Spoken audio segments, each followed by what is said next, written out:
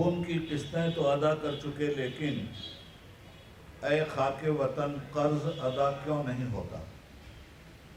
हम सभी तारीख से, हिस्ट्री से वाकिफ़ हैं।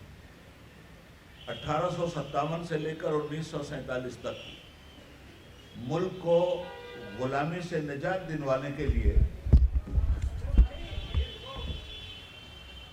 इस मुल्क के तमाम शहरियों ने, चाहे वो किसी भी मजहब से मुताल्लिक रहे हों, अपने खून का आखिरी कतरा भी निचोड़ कर गुलामी से को बदलकर आज़ादी में तब्दील करने के लिए देश की धरती को दे दिया। आप जैसे समझदार लोगों को ये बताने की ज़रूरत नहीं है। और हिंदुस्तान में एक पत्थर की इमारत इसी दिल्ली में इंडिया गेट की शक्ल में भी मौजूद है। उस पर भी शहीदान वतन के खून की तारीख लिखी हुई है।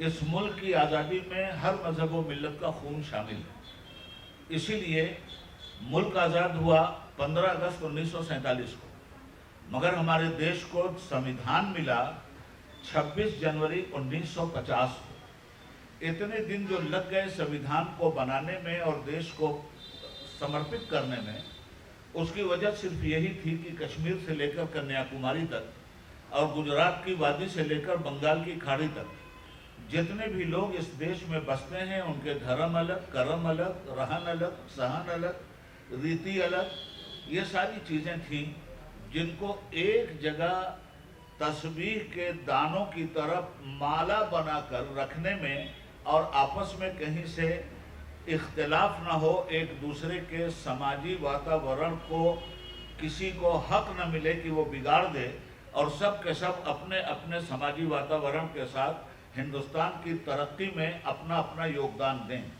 हमारा संविधान दरअसल इस बात की तर्जुमानी करता है। तो संविधान ने कोई भी ऐसा क्षेत्र नहीं है जिसको इंसाफ से वंचित रखा हो।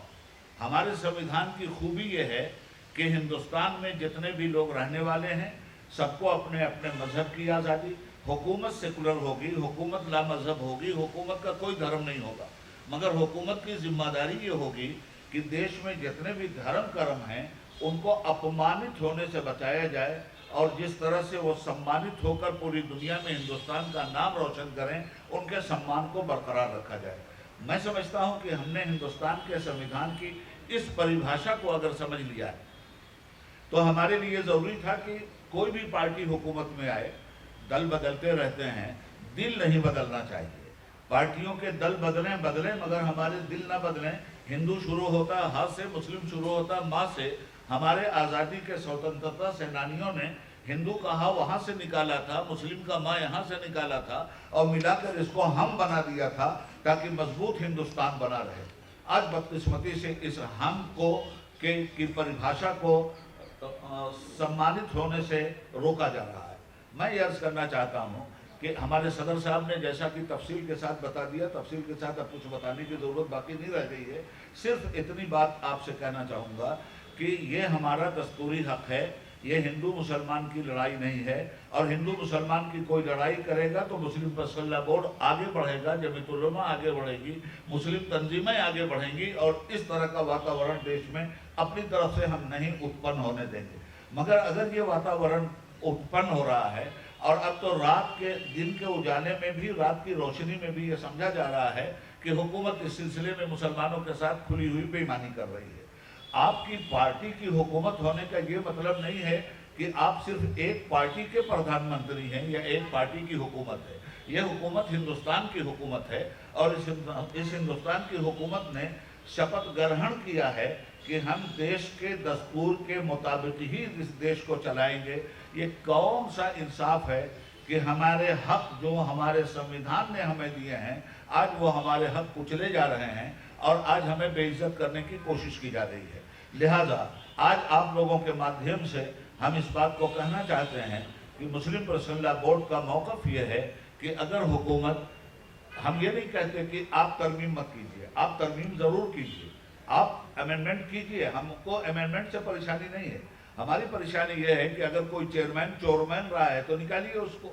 हमारी परेशानी ये है, मिसाल के तौर पे एक बात देखिए कि अभी तक जो दस्तूर है वक्फ का, उसमें यह है कि हर सूबे में एक सर्वे कमिश्नर होता है। सर्वे कमिश्नर पूरे सूबे की वक्फ जायदाद का सर्वे करके गवर्नमेंट ऑफ इंडिया को देता है। मगर अब जो कुछ आ रहा है उसमें यह है कि वक्फ का जो सर्वे कमीशन है उसको ख़त्म किया जा रहा है। अब वो कलेक्टरों के हाथ में दिया जा रहा है। अब सुनने में आ रहा है कि कलेक्टरों से भी अलग हटकर उससे ऊंचे पद के किसी एक अफसर को ये काम दे दिया जाएगा कि वो सर्वे करे हिंदुओं ने कितना कब्जा किया है वक्फ की प्रॉपर्टी पर, मुसलमानों ने कितना कब्जा किया है वक्फ की प्रॉपर्टी पर, खुद गवर्नमेंट ने कितना कब्जा किया है वक्फ की प्रॉपर्टी पर। ये सारी चीज़ें सामने आने के लिए वक्फ बोर्ड, वक्फ काउंसिल है। मगर जब आप अपनी ही मर्जी का आदमी रखेंगे और जिस तरह का आप अब तरमीम और अमेंडमेंट कर रहे हैं जो हानिकारक है मुस्लिम समाज के लिए, अगर इसी तरमीम को हम तस्लीम कर लेंगे तो आप तो जो चाहेंगे वो करेंगे। लिहाजा हमारा ये दस्तूरी हक है कि अगर हुकूमत, अगर पार्लियामेंट रास्ते पे नहीं रहती तो ठीक है, संसद आपके हाथ में है। हमारे दस्तूर और संविधान ने सड़क को भी हमारे हाथ में रखा है। आप संसद में अगर कुछ गड़बड़ करेंगे तो हम संसद से अलग हटकर सड़क पर आपसे हिंदुस्तान के संविधान की रोशनी में एहतजाज करते हुए उस वक्त तक आपसे ये जमहूरी लड़ाई जारी रखेंगे। और हम सिर्फ वक्त की इमलाक को बचाने की ये बात नहीं कर रहे हैं, हम अपने देश के उस संविधान को बचाने की बात कर रहे हैं जिस संविधान के अंतर्गत हिंदुस्तान के तमाम लोगों के हक महफूज हैं। इसीलिए ये आपके सामने ये प्रेस कॉन्फ्रेंस रखी गई है। बाकी सारी बातें हमारे प्रेसिडेंट ने आपके सामने रख दी हैं। उन तमाम बातों से इत्तेफाक करते हुए आखिर में हम ये कहना चाहेंगे कि हुकूमत होश के नाखून ले और अपने बहरे कान को खोले, अंधी आंखों को साफ करे और हमारे हक में इंसाफ करे। और अगर ये इंसाफ नहीं होगा तो देश के हित के लिए, संविधान की हिफाजत के लिए, मुस्लिम औकाफ और मुसलमानों के हुकूक की हिफाजत के लिए जहाँ तक भी हो सकेगा जमहूरी अंदाज में, कानून के दायरे में हम पूरे मुल्क में एक अभियान छेड़ेंगे और पूरे देश में अपने गैर मुस्लिम भाइयों को भी साथ में लेंगे कि हमारे साथ जो जुल्म हो रहा है उसके लिए इंसाफ की बुनियाद पर आप हमारा साथ दीजिए। थैंक यू, शुक्रिया।